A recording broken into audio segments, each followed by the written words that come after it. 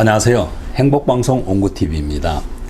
우리가 세상을 살아가면서 종교에서 말하는 것과 같이 사랑으로 모든 것이 다 규율되고 그러면 얼마나 좋겠습니까마는 어떤 경우에는 도덕과 사랑이 통하지 않는 경우가 많이 있죠. 그럴 때는 별 수 없이 우리는 법을 찾게 될 수밖에 없습니다. 그래서 오늘 저는 우리 주변에서 부부 생활이 파탄 나가지고 헤어지면서 그 재산을 나눌 때 추한 모습을 연출하는 것을 어떻게 하면 좀 방지할 수 있을까 해서 생겨난 민법상의 특유재산에 관한 규정을 잠시 살펴볼까 합니다. 여러분이나 저나 우리 대부분은 이렇게 태어나가지고 성장하면서 어느 경우에 짝을 만나고 그 짝을 만나서 결혼을 할 때까지 여러 가지 우여곡절도 많이 있을 수도 있습니다. 대부분은 양가 평범한 사람 집안끼리 만나고 같은 조건이 대충 비슷한 사람끼리 만나서 양가의 축복서에 결혼도 하지만 어떤 경우에는 무슨 그리 대단한 집안들의 만남이라고 있는 폼 없는 폼 다 잡습니다.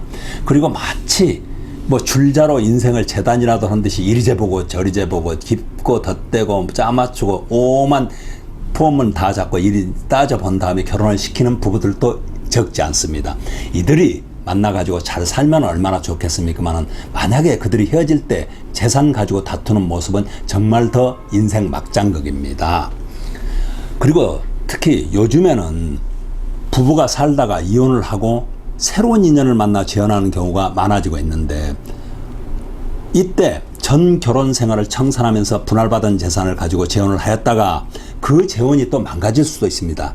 그럴 경우에 그 재산, 가지고 온 재산을 다 찾지 못해서 안타까워하는 이런 사람도 적지 않게 발생하고 있는 것입니다.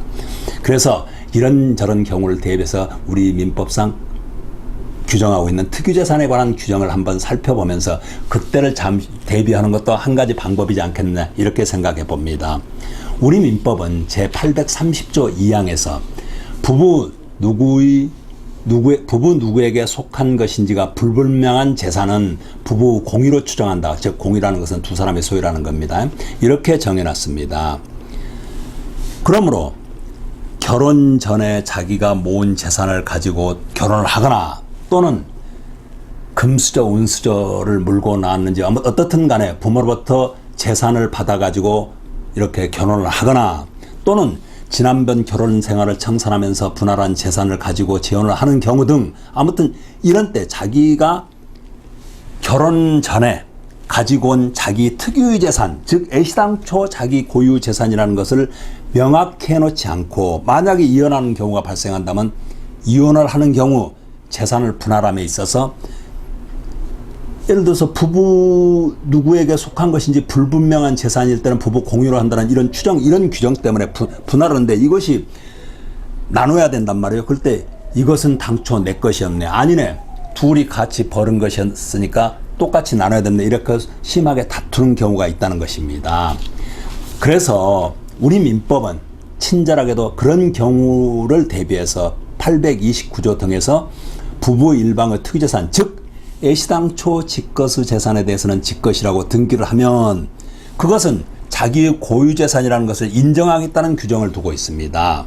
이는 부부가 혼인 전에 가지고 온 재산은 자기의 고유재산이라는 내용으로 약정을 하고 그 약정을 등기해두면 부부관계가 깨어져서 재산을 분할하는 경우에도 그 재산만큼은 그 사람 것으로 보호를 해주다는 제도가 있는 것입니다.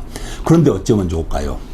많은 분들이 이런 제도가 있는 것조차 모르고 있다가 세월이 흐른 후에 막상 이혼한 때 이것은 애시당초 내 것이었네, 그것이 아니고 같이 벌었네 하면서 다투는 경우가 많습니다. 그나마 혼인을 하고 얼마 있다 뭐 1년 내라든가 이렇게 몇 개월 후에 이렇게 헤어지는 경우에는 그걸 거의 내 것이네 하고 증명하기가 쉬울 것입니다. 얼마 전의 일이니까요.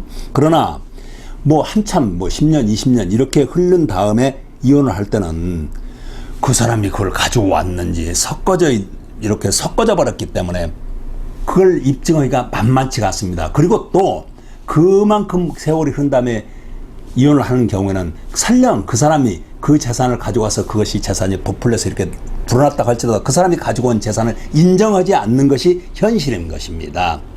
때문에 결혼 전에 재산을 지참하고 혼인을 하는 경우에는 민법 제829조에서 규정하는 특유재산에 관한 규정에 따라서 그 재산에 대해서는 부부 재산의 약정 등기를 해두는 것이 현명하다고 할 것입니다.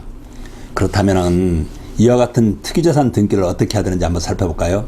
우선은 혼인 성립하기 전에, 그러니까 혼인신고를 하기 전에 어떤 재산이 자기 것이라는 것을 서로가 약정을 합니다. 그 약정서는 뭐 완전한 법적 틀이 있는 것이 아닙니다. 그런 내용을 담은 약정을 합니다.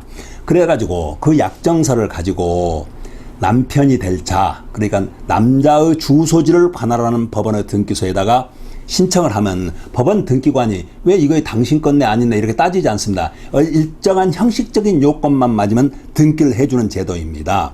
근데 그때 약정은 꼭 부동산뿐만이 아니고 무슨 골동품이라든가 무슨 기금속이라든가 뭐 주식이라든가 어떤 재산적 가치가 있는 것은 모두 약정의 대상이 된다고 할 것입니다.